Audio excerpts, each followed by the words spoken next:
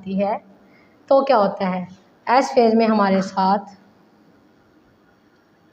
बहुत ही सिंपल सा है एस फेज़। इसमें सिंपल एक ही टास्क होता है और वो ये कि एस फेज़ में नंबर 1 ये सिंथेसिस करता है, स्पेशल सिंथेसिस फेज़ होती है। गैप 1 में सेल ने इंक्रीज की, एस फेज़ में सिंथेसिस करेगा proteins, ribosomal proteins, synthesis of ribosomal proteins को chromosomal proteins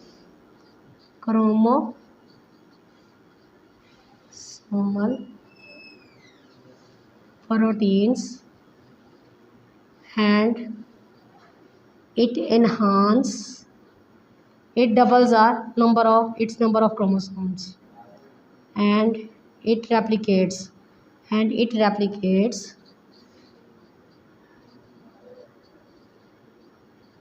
its number of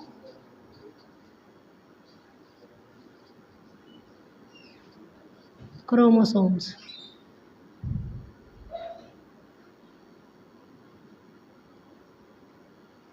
eight the end of S phase हर एक क्रोमोसोम के पास सिस्टर क्रोमाटिड्स होते हैं, हर एक क्रोमोसोम के पास सिस्टर क्रोमाटिड्स होंगे। मतलब एक क्रोमोसोम है, उस क्रोमोसोम के पास at the end of S phase sister chromatids होंगे, इस तरह के, ये इस तरह होंगे एस फेज में। क्रोमोसोम्स डुप्लीकेट्स क्रोमोसोम्स, सिंपली ये बहुत इंपॉर्टेंट है, ये जो एस फेज है ये बहुत इंपॉर्टेंट है और इसमें जो है वो क्रोमोसोम्स डबल होते हैं और अपनी क्रोमाटिड्स की क्रोमाटिन मटेरियल की डुप्लीकेशन करते हैं और क्रोमोसोम्स के क्रोमाटिड्स को प्रिपेयर करते हैं, it prepares it's sister chromatids. चलें जी, गैप सेकंड की बात करते हैं। तो गैप सेकंड में क्या होता है, ये जो हमारे पास गैप सेकंड है ये तो बहुत ही इजी है। इसमें ये क्या करता है, जस्ट सेल प्रिपेयर्स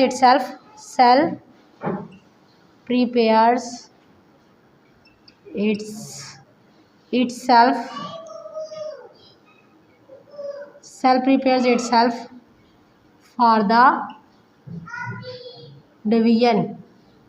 डिवीजन के लिए अपने आप को तैयार करता है माइटोटिक फेज के लिए, ठीक है। In this phase special mitotic proteins cell prepare in this phase, ठीक है। Special proteins prepare by a cell that are required for mitosis।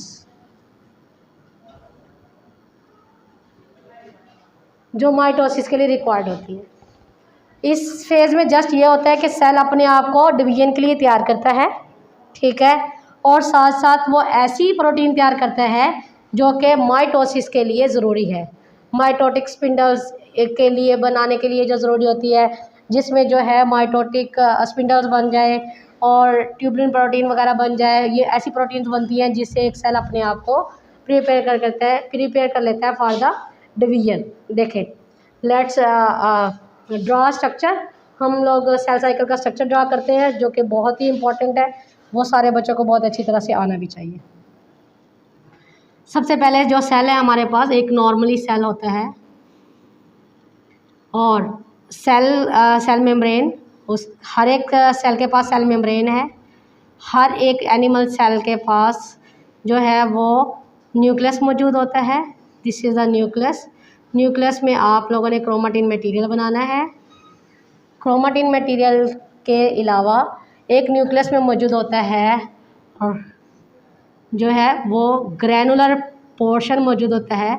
उस ग्रैनुलर, एक या एक से ज़्यादा होते हैं, उस ग्रैनुलर ऑर्गेनेली को बोलते हैं न्यूक्लियोलस इनमें न्यूक्लियोलस मौजूद होता है और हर एक सेल के ये वो ऑर्गेनेलिस और वो स्ट्रक्चर है सेल का जो कि हर एक में मौजूद होता है। मोस्ट इम्पॉर्टेंट इसमें जो मौजूद होता है वो होते हैं सेंट्रियोल्स। सेंट्रियोल्स जो होते हैं वो एक दूसरे पर इस तरह से 90 के एंगल में बनाने हैं आप लोगों ने। ये एक दूसरे पर 90 के एंगल्स पर मौजूद होते हैं और इसमें से ये इस तरह से इसमें माइक्रोट्यूब्यूल्स बाहर एस्टर फॉर्मेशन के तौर माइक्रोट्यूब्यूल्स बाहर को ओरिजिनेट हो रही होती हैं और ये एस्टर फॉर्म की शेप बनाती हैं, एक स्टार की शेप बनाती हैं। इनको एस्टर फॉर्मेशन भी बोलते हैं।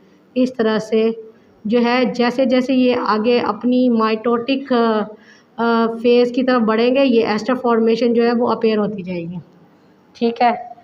सेंट्रियोल्स जो होते हैं ये एक दूसरे पर 90 के एंगल्स में इस तरह से मौजूद होते हैं और इसके अलावा इसमें बाकी जो ऑर्गेनेलिज़ वगैरह माइटोकॉन्ड्रिया वगैरह और बाकी जितने भी ऑर्गेनेलिज़ मौजूद हैं वो आप इस तरह से थोड़े बहुत अपेयर कर देंगे। जब सेल साइकिल बनाएंगे तो सेल का कंप्लीट स्ट्रक्चर बनाना ज़रूरी नहीं है। सेल साइकिल बनाते वक्त आपको सेल में सिर्फ न्यूक्लियस आपको ये शो करना है कि ये न्यूक्लियस है, दिस इज़ न्यूक्लियस, ये न्यूक्लियस है हमारे पास। और इसके अलावा आपको ये शो करना है दीज आर न्यूक्लियोलस, ये न्यूक्लियोलस है, दीज आर सेंट्रियोल्स, आपको ये शो करना है, ये सेंट्रियोल्स हैं। Centrioles collectively called centrosome, you know better. आप लोगों ने 4th चैप्टर में पढ़ा है सेंट्रियोल्स को कलेक्टिवली हम सेंट्रोसोम बोलते हैं, बट दीज आर सेंट्रियोल्स। ठीक है। ऑर्गेनेलिज़ हैं माइटोकॉन्ड्रिया या राइबोसोम्स कुछ भी। और इसके अलावा ये हमारे पास सेल मेम्ब्रेन होगी, सेल मेम्ब्रेन भी आप शो करेंगे कि ये हमारे पास सेल मेम्ब्रेन है। उसकी रीज़न ये है कि ये बताना ज़रूरी है, अदरवाइज एग्जामिनर कैसे अंडरस्टैंड करेगा कि आपने क्या बनाया है। ये सेल मेम्ब्रेन है। आपने सेल का स्ट्रक्चर जस्ट इतना सा ही बनाना है, इसके अलावा आपने कुछ नहीं बनाना। ये बन चुके हैं। उसके अलावा आपने ये आगे सबसे पहले जाएगा जो हमने यहाँ पर पढ़ा G1 फेस गैप फर्स्ट में। गैप फर्स्ट में ये क्या करेगा, साइज़ में सबसे पहले ये क्या करेगा, अपना साइज़ इंक्रीज़ करेगा, थोड़ा सा साइज़ इंक्रीज़ कर लिया। ठीक है। साइज़ इंक्रीज़ करने के बाद ये क्या करेगा,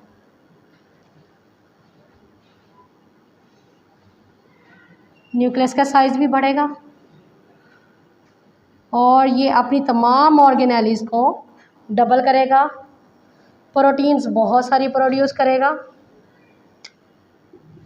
बहुत सारी प्रोटीन्स प्रोड्यूस करेगा, ऑर्गेनेलिज़ को डबल कर लेगा। जितनी भी ऑर्गेनेलिज़ होंगी, मैं जस्ट माइटोकॉन्ड्रिया ही शो कर रही हूँ, इसके अलावा आप सारी ऑर्गेनेलिज़ शो कर सकते हैं अगर टाइम हो तो। वैसे टाइम नहीं होता इसलिए आपको जस्ट इतनी सी ही ऑर्गेनेलिज़ शो करनी होती है। हाँ जी। ये क्या करेगा, और ये जो स्पिंडल फाइबर्स जिसके थोड़े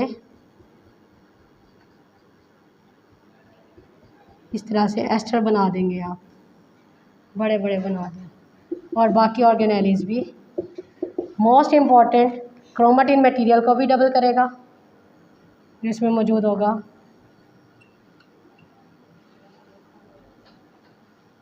जो हमारे पास न्यूक्लियस के अंदर क्रोमेटिन मटेरियल होता है उसको डबल कर लेगा।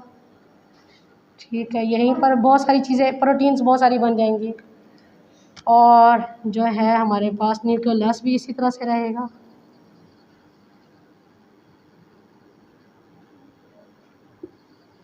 जी आप इस तरह से बनाएंगे। जी नॉर्मल सेल से ये आया है एस फेज़ की तरफ, ये नॉर्मल सेल से कहाँ आया है, एस फेज़ की तरफ।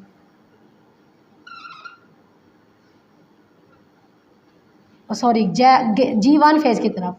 तो ये हमारे पास G1 फेज़ है, G1 फेज़ मतलब गैप फर्स्ट। हाँ जी, इसमें